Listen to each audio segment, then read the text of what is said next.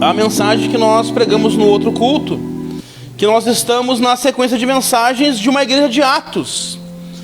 E esse título é um trocadilho, né? Porque existe a igreja primitiva, que Atos dos Apóstolos vai descrever e vai nos falar e vai nos ministrar. Então eu fiz um trocadilho, que a nossa igreja precisa ser uma igreja de atos, não de atos dos apóstolos, mas de atos de atitudes. Mas essas atitudes nós vamos aprender com o livro de Atos, né? com os apóstolos, com a caminhada da igreja primitiva, nos primeiros 100 anos da igreja. Na verdade, Atos dos Apóstolos vai relatar ali os primeiros 40, 50 anos da igreja, 60 anos da igreja, né? Porque depois todos os apóstolos morrem, né? E fica só João, e João ele vai morrer lá mais ou menos pelo ano 100, né? Então o primeiro século foi o século apostólico, que ficou só João, mas aqui em Atos dos Apóstolos está retratando a caminhada deles e tudo aquilo que o Espírito Santo fez nessa caminhada, que o Espírito Santo ministrou nessa igreja. Tudo que a gente vê aqui nessa carta que Lucas escreve, que Lucas escreve duas cartas para Teófilo. Ele escreve a carta, que é o Evangelho de Lucas, e ele escreve o Atos dos Apóstolos, que é para Teófilo. Para Teófilo entender quem é Jesus e que caminhada é essa. Então a igreja ela é constituída nesse princípio. E aqui tudo que acontece em Atos dos Apóstolos ministra a nossa vida, nos ensina, mostra como é a igreja, aquilo que precisamos fazer, aquilo que precisamos não fazer, aprender com os erros, com as falhas que aconteceram nessa caminhada. Então hoje nós vamos em Atos capítulo 5. Nós lemos no primeiro culto, né, que nós falamos do verdadeiro e do falso. Nós lemos o finalzinho do 4, que nós falamos de Barnabé. Mas agora nós vamos ver o 5, né, que é a sequência que vai falar da outra parte, né, que nós vamos ministrar nessa noite. Então Atos dos Apóstolos capítulo 5, do versículo 1 ao 11, vai dizer assim: um homem chamado Ananias, juntamente com Safira, sua mulher, também vendeu uma propriedade. Ele reteve parte do dinheiro para si. Sabendo disso, também sua mulher e o restante levou e colocou aos pés dos apóstolos. Então perguntou Pedro: Ananias, como você permitiu que Satanás enchesse o seu coração, a ponto de você mentir ao Espírito Santo e guardar para si uma parte do dinheiro que recebeu pela propriedade? Ela não lhe pertencia? E depois de vendida, o dinheiro não estava em seu poder? O que levou a pensar em fazer tal coisa? Você não mentiu aos homens, mas sim a Deus. Ouvindo isso, Ananias caiu e morreu. Grande temor apoderou-se de todos os que ouviram o que tinha acontecido. Então os moços vieram, envolveram seu corpo, levaram-no para fora e o sepultaram. Cerca de 3 horas mais tarde, entrou sua mulher, sem saber o que havia acontecido. Pedro lhe perguntou: diga-me, foi esse o preço que vocês conseguiram pela propriedade? Respondeu ela: sim, foi esse mesmo. Pedro lhe disse: por que vocês entraram em acordo para tentar o Espírito do Senhor? Veja, estão à porta os pés do que sepultaram seu marido, e eles a levaram também. Naquele mesmo instante ela caiu aos pés dele e morreu. Então os moços entraram, encontraram-na morta, levaram-na e sepultaram ao lado de seu marido. E grande temor apoderou-se de toda a igreja e de todos os que ouviram falar nesse acontecimento. Amém.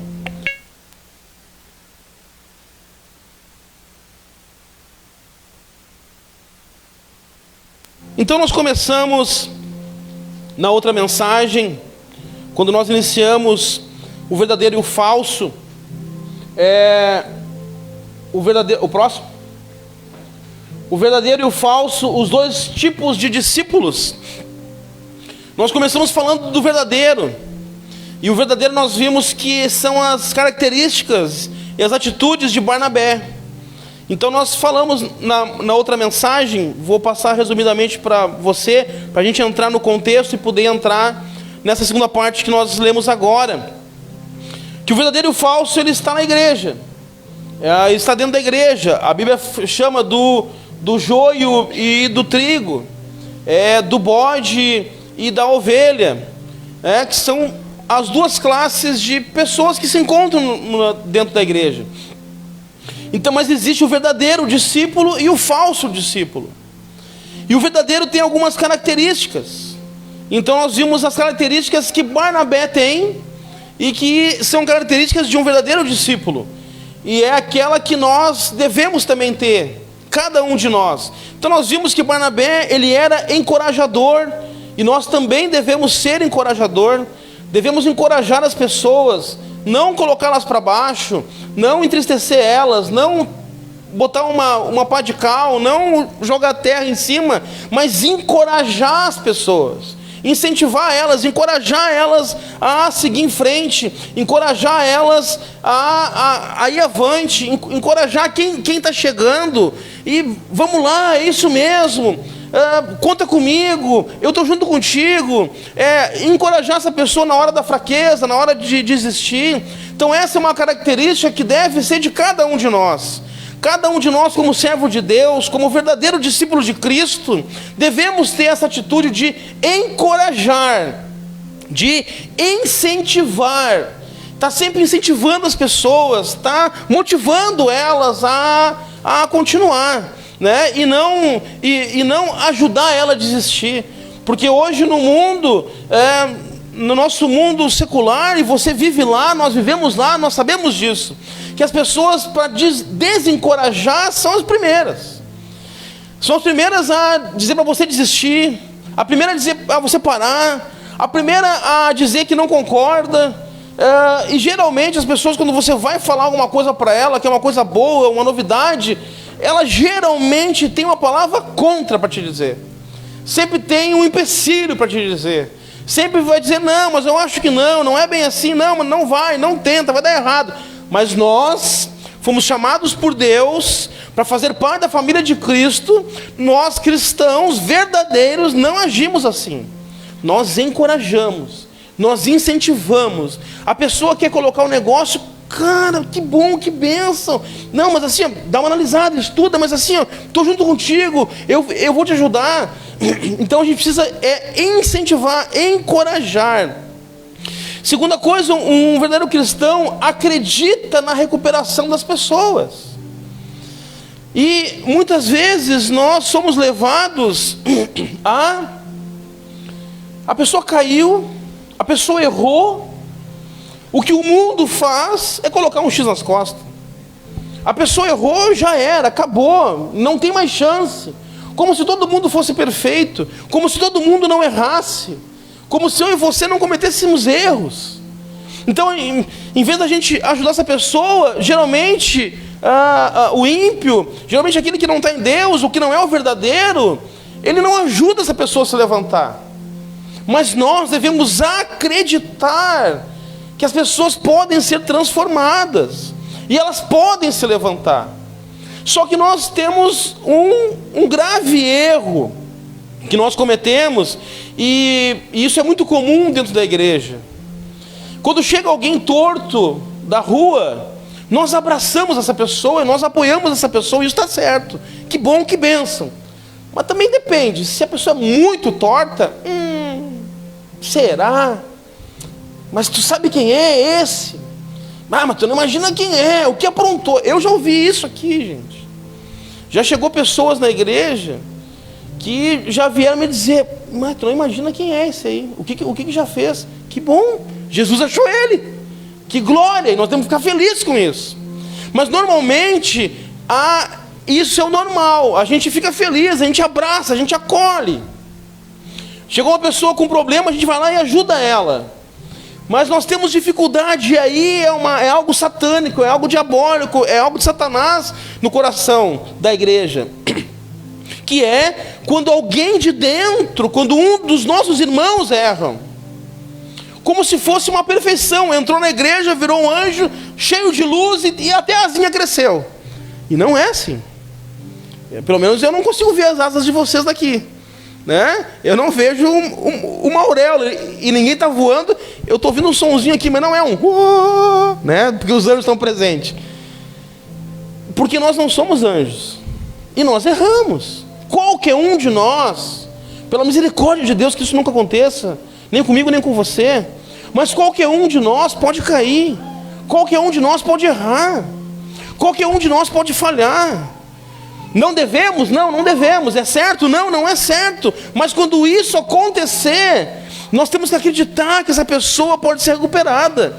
Nós temos que acreditar que essa pessoa pode se levantar de novo. E nós temos que ajudar essa pessoa a se levantar. Nós temos que estender a mão para essa pessoa, para ela se levantar. Quando a pessoa está com uma falha, eu vou lá ajudar ela. Vamos lá, irmão. Vamos de novo. Errou. Pede perdão para Deus. Te arrepende e vamos de novo. Então um cristão verdadeiro, ele faz isso. Ele ajuda e ele acredita que as pessoas podem ser recuperadas. E eu ainda li um texto de Paulo, né?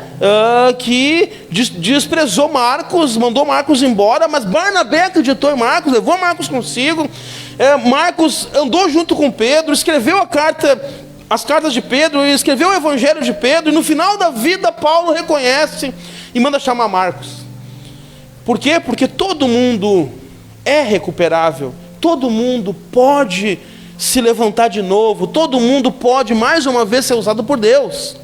Não é porque errou e agora não serve mais. Não é assim. Então, um cristão verdadeiro, ele precisa ser esse que acredita na recuperação dos irmãos. E terceiro, um cristão verdadeiro é generoso.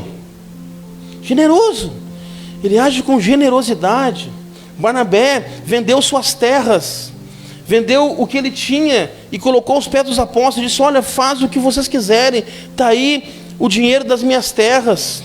É generoso, cuida das pessoas, ajuda as pessoas, ajuda a igreja, incentiva a igreja.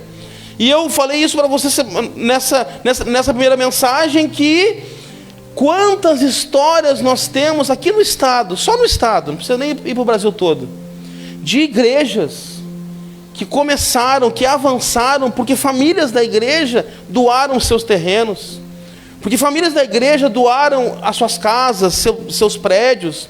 Diz: ó, pastor, está aqui a chave, agora é da igreja, faz o que quiser. E a igreja cresceu, aí já avançou pelo começo da generosidade daquele irmão. Quantas vezes já tem: ó, pastor, eu tenho um terreno lá, estou dando esse terreno para a igreja. E aí vai lá, e a igreja começa, constrói um templo, porque a generosidade do irmão, daquela família, ajudou a igreja a avançar. Porque a igreja, que somos nós, não é o prédio, porque o prédio é um prédio. E glória a Deus que nós temos esse prédio, glória a Deus que ele é próprio, glória a Deus que nós estamos aqui. Mas é um prédio, não passa de um prédio.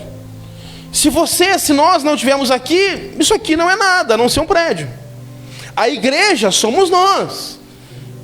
Eu e você junto, reunidos, nós somos a igreja. Então, se nós somos a igreja, nós não estamos ajudando uma instituição igreja, nós estamos ajudando o corpo de Cristo igreja a ele avançar, a ele a crescer. E cada cristão então precisa ser generoso e ajudar nesse avanço, contribuir com esse avanço, participar desse avanço. E Barnabé foi esse que foi generoso, vendeu as suas terras e deu à igreja. E aí a igreja foi avançando. E agora nós vamos entrar no falso, que foi Ananias e Safira. E então nós lemos que eles tinham uma terra, também igual Barnabé, e também venderam suas terras, e também levaram o dinheiro para os apóstolos, levaram o dinheiro para a igreja, para que a igreja crescesse, avançasse. E uma igreja de Atos não avança com o falso discípulo. A igreja de Atos avança com os verdadeiros, Mas com o falso ela não avança, ela não cresce. Por quê? Porque o falso tem algumas características que nós não podemos ter, que nós não podemos fazer. Amém? Então que aqui não tenha nenhum falso, que aqui tenha só verdadeiros cristãos, que vão pensar com a mente de Cristo, e vão pensar no avanço do Evangelho, no avanço da igreja, porque o mundo está perdido, todos estão perdidos, a não ser que encontre com Cristo. E nós temos que pensar nisso e avançar para que essas pessoas tenham um encontro com Cristo. Mas então vamos ver o falso. Barnabé vende suas terras, dá aos discípulos. Ananias, olha isso acontecendo. Ananias vê, uau, Barnabé deu tudo, olha, foi lá, vendeu um terreno e deu para a igreja. E olha só, ficou famoso, ficou conhecido. Olha só o que Barnabé fez. Todo mundo está reconhecendo ele, todo mundo está dizendo, olha Barnabé, eu também quero. Ananias no seu coração pecou, porque o falso discípulo faz o certo com a motivação errada.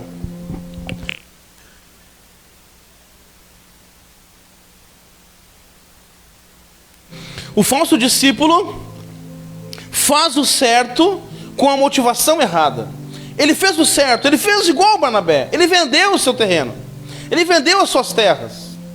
Ele foi levar o dinheiro, os recursos para os apóstolos, para a igreja. Ele fez o certo, mas a motivação de Ananias estava errada. Porque o falso, ele é motivado pelo motivo errado. O falso discípulo faz as coisas para Deus e para as pessoas, sempre esperando algo em troca.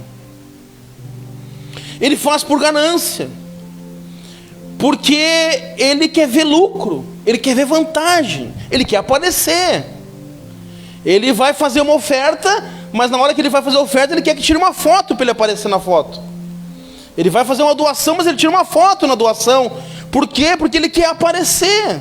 Porque ele não faz por amor, ele faz porque ele quer ter vantagem, porque ele quer ter lucro, porque ele quer algo em troca. O falso é ganancioso e diz, o que vou ganhar com isso? Se eu fizer isso, o que eu ganho? Se eu vim ajudar, o que eu vou ganhar? Se eu der um dinheiro, o que eu vou ganhar em troca? Se eu der uma oferta, o que eu ganho com isso? Se eu vier num chamado do pastor, o que eu vou ganhar com isso? Ele quer ganância, ele quer algo em troca, ele é falso, ou ele incentiva também os outros a fazerem por ganância. Só faço se o pastor vê. Se o pastor não vê, eu não vou fazer. Aí eu faço, tiro uma foto e mando para o pastor. Ou se a igreja está aqui, eu vou fazer então, porque todo mundo vai ver e o pastor vai estar vendo. Só venho no culto se o pastor está pregando. Se o pastor não está, ele foi viajar, eu não vou vir. Eu não quero ouvir um irmão, eu quero ouvir o pastor. E não porque nossa, o pastor é o cara. Não, porque eu quero que o pastor me veja. E nem por ser o cara, não é por isso que você tem que vir ouvir o pastor, mas você tem que ouvir porque vai ouvir a palavra de Deus. Então ele só vem na igreja porque ele está aparecendo, ele quer ver alguma coisa. Ele faz o certo, ele vem ao culto. Ele faz o certo, ele vem à igreja. Ele faz o certo, ele dá a oferta. Mas ele faz com a motivação errada. Quem dizia é bíblico, porque é uma ordem de Deus, não por ganância, não por troca, não por merecimento. Deus trabalha com a lei da semeadura e isso sabe disso. Isso quer dizer que ele abençoa quem planta, quem investe. Ele abençoa quem respeita, quem cumpre suas leis. Mas isso não deve ser a nossa motivação.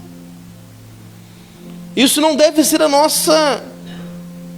Eu vou fazer isso porque eu vou ganhar em troca, porque tem a lei da semeadura. Então quanto mais eu der, mais eu vou ganhar. Isso é ganância. Não, eu não devo fazer por isso. Eu devo fazer por gratidão. Vou fazer porque eu agradeço a Deus, porque Deus é bom, Deus me salvou. Eu sei que eu vou dar e eu vou receber porque é uma lei de Deus. E se é lei de Deus, vai acontecer, vai cumprir. Pronto, porque Deus não é homem para que minta. Ele é Deus. Então se Ele disse que você vai ganhar em troca, você vai ganhar. Mas eu não devo fazer por isso, pensando nisso. Devo fazer por amor, por gratidão, por devoção, porque é uma ordem de Deus. Quem faz assim, quem faz por ganância, quem faz porque vai ganhar em troca, é porque não entendeu o propósito. Quem incentiva isso, que faça por ganância, está indo contra os princípios do Evangelho e não está caminhando para a vontade de Deus. A vontade de Deus para a nossa vida é uma vida de generosidade e bondade. Deus deseja que cada um de nós seja generoso e bondoso. E Deus quer que cada um de nós seja próspero? Sim, Ele quer. Porque o maior interesse é dele que cada um de nós seja próspero. Porque se você é próspero e você é fiel, quanto mais você ganha, mais você dá. Amém? Se você é próspero e você é fiel, quanto mais Deus prosperar, mais Ele vai prosperar a igreja, porque mais você vai dar, mais você vai ajudar, mais você vai contribuir. Então o maior interessado que você seja próspero é Deus. Porque quem é que vai fazer esse movimento? Quem é que vai trazer o movimento financeiro para que a igreja avance? O povo. Lembra semana passada quando o pastor César disse? O pastor Daniel está autorizado, vai procurar um prédio novo, maior para a igreja. E quem vai pagar o aluguel? Vocês. Então ele quer que quem tenha recursos? Vocês. Então ele vai colocar na mão do seu povo. E quanto mais a gente contribui, mais ele coloca. E mais ele coloca, e mais ele prospera, e as portas se abrem, as coisas acontecem. E os recursos aparecem, não sabe de onde, não sabe como a Bruna contou para nós agora. Não sabe como, mas aparece. Por quê? Porque Deus está prosperando. Então Ele quer que a gente seja generoso e bondoso. Quem incentiva a ganância, a troca e a barganha, está trabalhando para um outro reino, não o reino de Deus. Mateus 4, 8, 10 diz assim: depois o diabo o levou a um monte alto e mostrou-lhe todos os reinos do mundo e o esplendor. Ele disse: tudo isso lhe darei se você se prostrar e me adorar. Jesus lhe disse: retire-se, Satanás, pois está escrito: adore o Senhor, o seu Deus, e só a Ele preste culto. É Satanás que quer promover a ganância em nosso coração. Quem prometeu fama, sucesso e dinheiro não foi Deus, foi Satanás. Ele disse: tudo isso te darei se prostrado me adorar. Deus nunca falou isso. Quem promete isso é Satanás, porque Satanás, ele quer colocar no coração de cada um de nós a ganância. Jesus disse: bem-aventurado seriam os humildes, os pobres, os misericordiosos. Segunda coisa que acontece com esse falso que faz com motivação errada é que o falso discípulo não é cheio do Espírito Santo, mas ele dá lugar a Satanás. Olha o que fala o versículo 3. Então perguntou Pedro: Ananias, você permitiu, como você permitiu que Satanás enchesse o seu coração a ponto de você mentir ao Espírito Santo e guardar para você uma parte do dinheiro que recebeu pela propriedade? O falso discípulo, ele não é cheio do Espírito Santo, mas ele dá lugar a Satanás. Ele ouve Satanás. As duas vezes que a Bíblia cita que Satanás entrou em alguém, foi aqui em Ananias e em Judas. que foi e traiu Jesus. Satanás não vai aparecer para você com intenção de matar você, como a gente vê nos filmes, né? Aparece um demônio, e ele quer matar, e ele vai lá, e apavora, e a pessoa foge, corre, e a casa é assombrada, para que a pessoa morra, para que todo mundo morra ali. Não, Satanás não quer fazer isso. Ele não quer matar você. Ele não quer fazer você ficar com medo dele. Ele não vai aparecer assim. Satanás... ele não vai fazer coisas como a gente vê nos filmes, nas animações, nas histórias. Um monstrão feioso que quer acabar contigo. Chifre, tridente, rabo pontudo, vermelho. Não. Ele sim deseja destruir as pessoas. Sim, ele quer destruir as pessoas, mas não fazendo mal para elas, mas levando elas fazerem o mal para si mesma e para as outras pessoas. Ele vai induzir a pessoa a fazer o mal. Ele vai conduzir ela a fazer o mal. E ele vai fazer as pessoas se autodestruir. Olha uma pessoa nas drogas, quando ela está afundada nas drogas. Olha essa pessoa destruída. Foi Satanás que destruiu ela? Não, foi ela mesma, induzida por Satanás. Veja uma família destruída. Entra numa casa destruída. Foi Satanás que entrou e destruiu? Não, foi um ao outro que se destruiu, influenciados por Satanás. Veja uma família na extrema pobreza. Pobreza não só do material, não só porque falta o dinheiro, mas tu olha aquela família que assim que está na margem da sociedade, uma pobreza espiritual.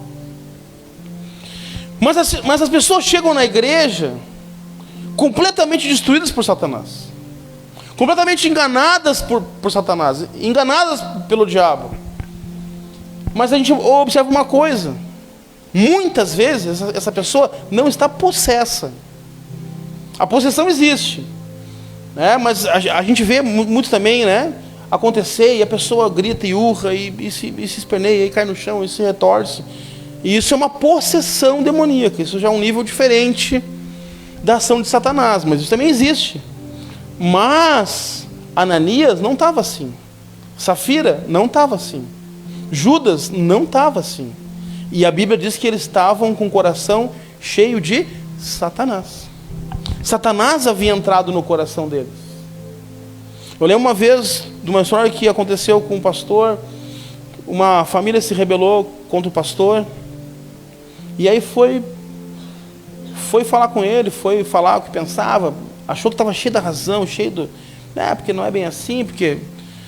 E o pastor olhou para ele e disse: meu querido, eu não sei quando Satanás entrou no teu coração, mas ele está dominando o teu coração.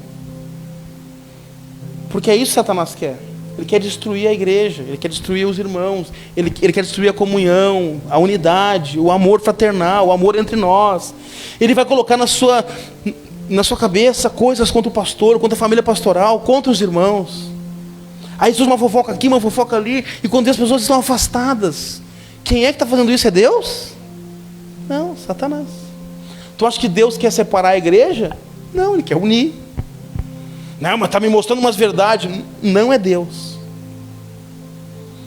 Essa semana mesmo eu ouvi uma história de um pastor, que uma irmãzinha chegou lá na igreja e disse: Deus falou comigo que eu vou congregar aqui, que eu vou fazer, Ele mostrou que eu vou fazer tal coisa aqui na igreja. E nós ministramos nos 10 mandamentos, e inclusive essa igreja, eu fui ministrar nessa igreja sobre os 10 mandamentos. E num dos mandamentos a gente fala o que não faz parte do culto, o que não pode existir no culto. Porque culto é culto, e culto é para Deus. Uma coisa é um evento, uma coisa é uma apresentação, uma coisa é uma evangelização na praça, mas o culto de domingo aqui é para Deus. Nós estamos adorando a Deus, estamos buscando de Deus, estamos nos entregando a Deus, e Deus está falando conosco. Então tem coisas que fazem parte, que precisam ter no culto, e tem coisas que não pode ter no culto, porque não é para Deus. E uma delas é dança. Dança não é para Deus. Não existe dança no culto. Isso é uma coisa moderna que apareceu, mas não tem fundamento nenhum. Porque o culto é o estudo, o ensino da palavra, é Deus falar com a gente. E a dança não nos ensina nada. Aí quando tem um lá com um paninho, com lencinho, o que isso está ensinando? Nada. E essa igreja recebeu essa instrução. E essa irmã chegou e disse: olha, Deus falou comigo que vai ser aqui, e eu me vi dançando aí. E aí o pastor ficou constrangido e disse: amém, então tá, irmã, pode vir. E hoje essa irmã está dançando lá. Primeiro, Deus vai contra a sua palavra? Sim ou não? Não. Se ele não vai contra a sua palavra, não foi Deus que falou. Quem que falou? Satanás. Satanás não vai falar para você ficar de mal com alguém. Aliás, Satanás vai falar, quem não vai falar é Deus. Deus não vai falar para você não vir mais no culto. Deus não vai falar para você não fazer mais parte. Não, você não tem que ir aqui nos lares. Não, é Deus que está falando isso para você. Então Satanás não vai aparecer de tridente, de rabo vermelho, né, de chifre, não vai querer matar você. Satanás vai querer afastar você da presença de Deus. E ele não vai, ele não precisa estar possuindo alguém. A possessão é um nível diferente, mas ele quer convencer você de estar fora da presença de Deus. Então ele vai encher o coração. Ele quer encher o coração.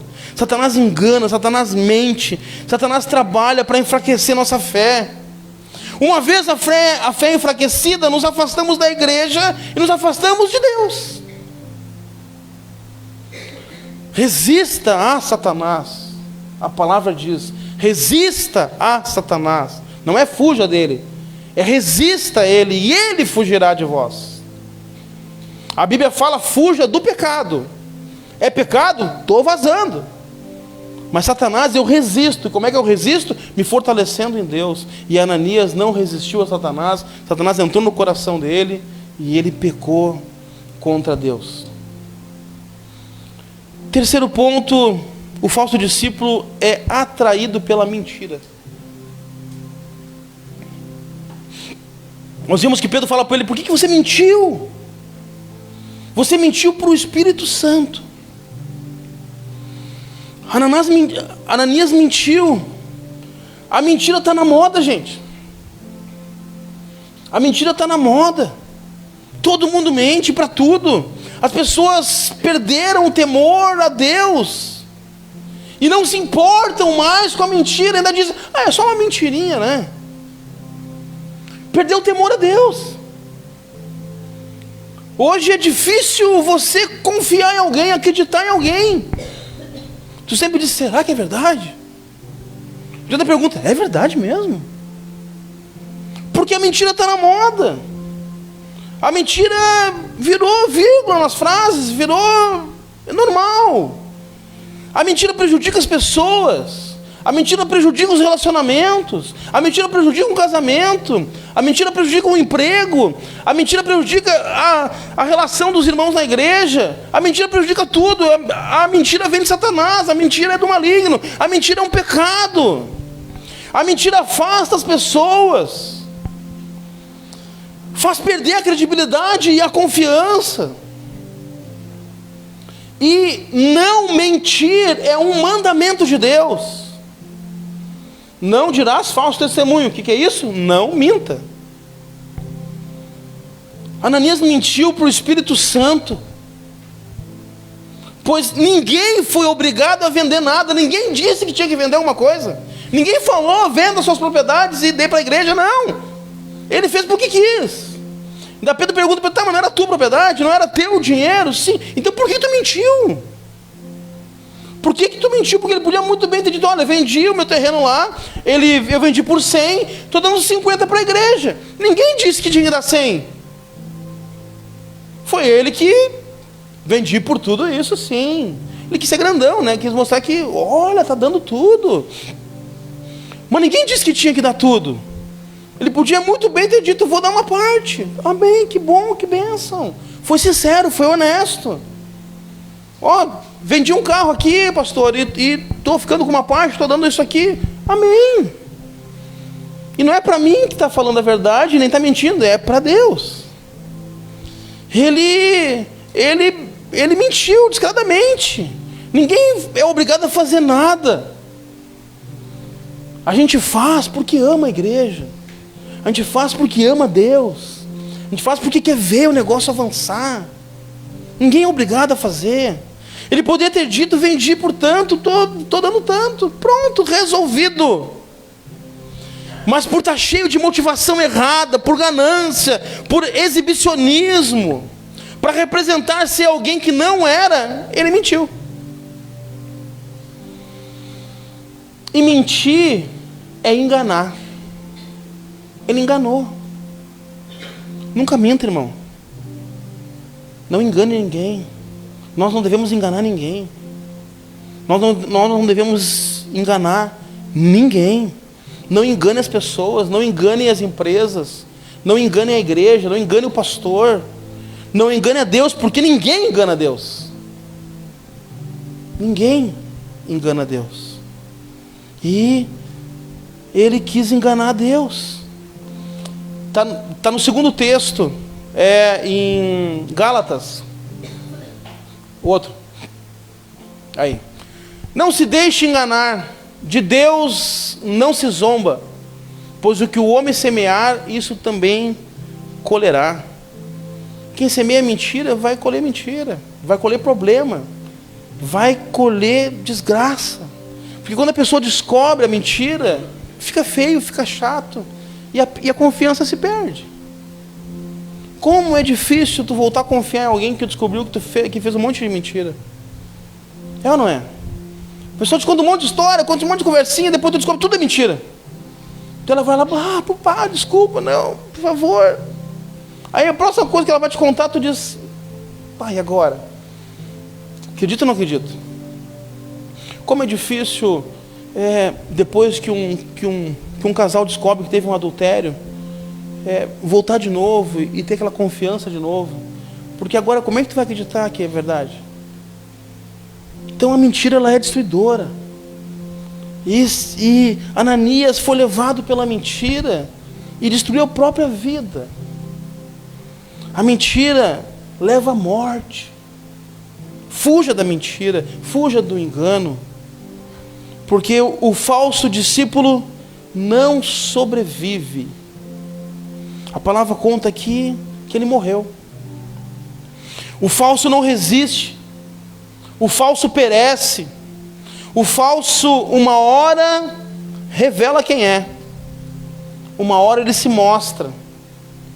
Porque ele não resiste, ele morre. Suas mentiras, enganações, ânsia por poder, uma hora vão aparecer. E essas pessoas não resistem a permanecer na presença de Deus. O falso não fica na presença de Deus. Ele não aguenta. Ele não aguenta, porque ele é falso. Ele não consegue ficar na presença de Deus. O falso discípulo uma hora morre na fé e abandona a vida com Deus. Abandona. A morte de Ananias e Safira nos mostra que Deus é paciente e bondoso. Nossa, como assim, pastor? Eles morreram. Pois é, mas eles são o único relato que morreu.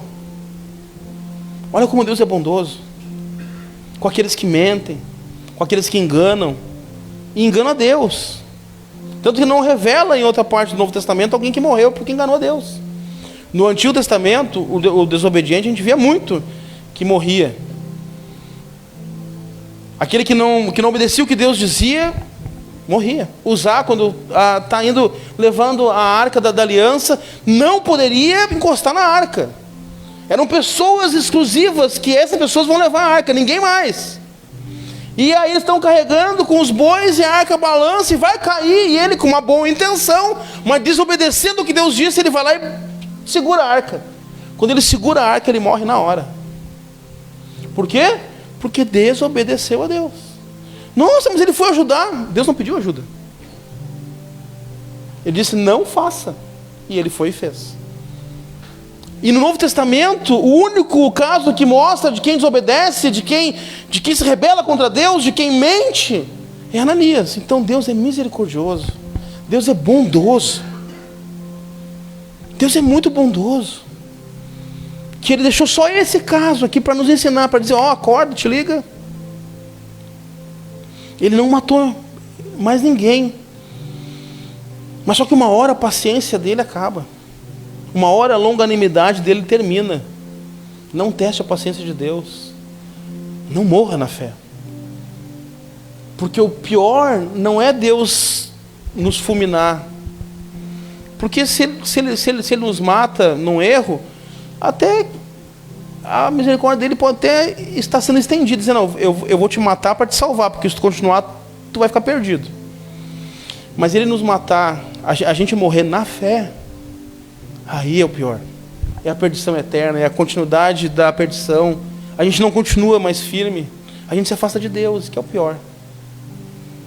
Não teste a paciência de Deus. Não teste. O falso discípulo sempre leva alguém junto com ele para a perdição. Ele não vai sozinho. Quando vê, chega a mulher dele, que não sabia da história. E o Pedro diz, sua filha, beleza? Tudo bem? Tudo bem. Vendendo terreno, né? Vendemos. E esse valor aí foi tudo que vocês pegaram no terreno? Tudinho, está aqui, ó. Tudinho aqui, ó. Moeda por moeda. Até os centavinhos nós estamos dando. Ah, é? Mentirosa. Por que tu falou mentira para mim? Por que vocês combinaram isso? Por que tu combinou com teu marido de mentir para Deus? Porque o falso sempre leva alguém junto. O falso sempre vai fazer um grupinho. O falso sempre vai chamar, olha só, irmão, o que tu acha? Olha só, tu vê. O falso lá na tua empresa vai montar aquele grupinho contra a empresa, contra o chefe. Ah, mas eu não gosto de fazer isso. Ah, mas isso está errado. Sempre vai levar alguém junto. E aí quando surge o grande problema, muitas vezes ele se escapa e você que cai. O malandro sai fora e todo mundo que estava junto no barco se afoga, mas ele sai fora. Ou vai todo mundo junto, e aí vai todo mundo junto desempregado. E agora? Ele vai arrumar emprego para você? Não, te vira. Ou dá um problema na igreja, não, mas está certo, é bem assim, aí todo mundo se espalha. Se rebela contra Deus. Quando nós nos rebelamos contra a igreja, quando nós nos rebelamos contra o pastor, nós nos rebelamos contra Deus. Mas o falso sempre leva alguém junto. A Bíblia diz que a mulher, a Bíblia fala que a mulher precisa ser submissa, não subserviente, que é diferente. Submissa, a submissão, ela está abaixo de uma missão. Ela está junto numa missão, ela é auxiliar numa missão. Ela é submissa, ela está na submissão. Subserviência é fazer tudo que o marido quer fazer, mesmo ele estando errado. Isso não é o que a Bíblia fala. Deus não quer que seja assim. Isso quer dizer o quê? Que a mulher vai estar junto com o marido no que der e vier. Mas se o marido quiser fazer algo errado, ela vai dizer, não, eu não vou fazer. Não, mas eu tenho que me respeitar, tu tem que ser submissa. Agora não. Ah, mas vamos cometer um pecado, vamos roubar ali tal coisa, vamos mentir para o pastor, para Deus, para os apóstolos. Não vou mentir. Ela não tem que ser subserviente, ela tem que ser submissa. E ela foi subserviente. Ela concordou com a mentira, foi lá e mentiu também. O que aconteceu com ela? Morreu. Morreu também. Mas o casamento é o retrato da obra de Deus, do relacionamento redentivo, onde um ajuda o outro na caminhada da salvação. Então você, mulher, esposa que está aqui ouvindo, você tem que ajudar o seu marido na caminhada da salvação. O marido tem que ajudar a mulher na caminhada da salvação, não da perdição, não do erro. E então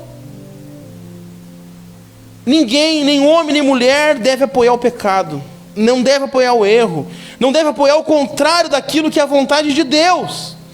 Nós temos exemplo, né, de Daniel, que foi proibido de orar. Disse, não, eu vou orar. Quando vai contra os princípios, a gente pode dizer não. Por quê? Porque está contra os princípios de Deus. E olha o que diz em Deuteronômio 13. Se aparecer entre vocês um profeta ou alguém que faz predições por meio de sonhos, lhes anunciar um sinal miraculoso ou um prodígio, E se o sinal ou prodígio de que ele falou acontecer e ele disser: vamos seguir outros deuses que vocês não conhecem e vamos adorá-los? Próximo. Não deem ouvidos às palavras daquele profeta ou sonhador. O Senhor, o seu Deus, está pondo vocês à prova para ver se o amam de todo o coração e de toda a alma. Sigam somente o Senhor, o seu Deus, e temam a Ele somente. Cumpram os seus mandamentos e obedeçam-lhe, sirvam-no e apeguem-se a Ele. Pode aparecer questões de pessoas querendo levar você, conduzir você no erro. Não vou fazer. Mesmo que aconteça um milagre. Olha o que a palavra diz. Mesmo que aconteça um milagre, mesmo que a revelação aconteça, mesmo que esse profeta diga: vai acontecer isso, e aconteceu. Mas se ele disser para você: vamos comigo, não vá. Mesmo que caia dinheiro do céu, não vai atrás. Nós precisamos seguir o que Deus diz. Não importa se tem milagre. O falso sempre leva alguém junto para dentro do buraco, para a morte, para a destruição. Eu, por exemplo, eu não crio discípulos para mim. Eu não quero discípulos do pastor Daniel. Eu crio discípulos para Cristo. Quero que você siga Cristo. E é assim que deve ser. Não para mim, não para ninguém. O falso conta mentiras, o falso faz fofoca, o falso fala mal da igreja, o falso fala mal da comunhão, dos irmãos, do pastor. O falso não incentiva a se levantar, o falso ajuda o irmão a cair e ainda joga a terra em cima. Fuja do falso amigo, fuja do falso colega, fuja do falso irmão, e vai levar você para a morte. E o último ponto: Deus é o dono da igreja. Ele usa o mal que os homens fazem para sacudir o seu povo. Olha o que fala o versículo 11: e grande temor apoderou-se de toda a igreja e de todos os que ouviram falar desse acontecimento. Deus usou essa situação horrível para sacudir a igreja. Porque quando eles ficaram sabendo: morreu, meu Deus, acordou, sacudiu. Deus usa, Ele é o dono da igreja, e Ele usa o mesmo mal que os homens fazem para ensinar a igreja. Muitas coisas ruins aconteceram no decorrer da história da igreja, nesses 2000 anos. Muitas coisas ruins aconteceram, porém todas elas serviram de aprendizado, um sacode, para que a igreja avançasse mais e mais. A perseguição nos primeiros séculos, o Coliseu, Nero, Domiciano, que matou muito cristão, matou muita gente, serviu para a igreja crescer, avançar. Tem um homem de Deus que diz que o sangue dos mártires é a semente da igreja, é o que faz a igreja crescer. A perseguição, ela está vindo cada vez mais forte em todo mundo. Aqui no Brasil está começando. E é por isso que nós vamos parar de crescer, nós vamos parar de avançar, nós vamos parar de fazer culto? Não, nós vamos continuar. Porque isso vai fazer a gente ficar mais forte, que vai se apegar em Deus. Porque Deus faz isso acontecer para nos dar um sacode, para dar uma corda.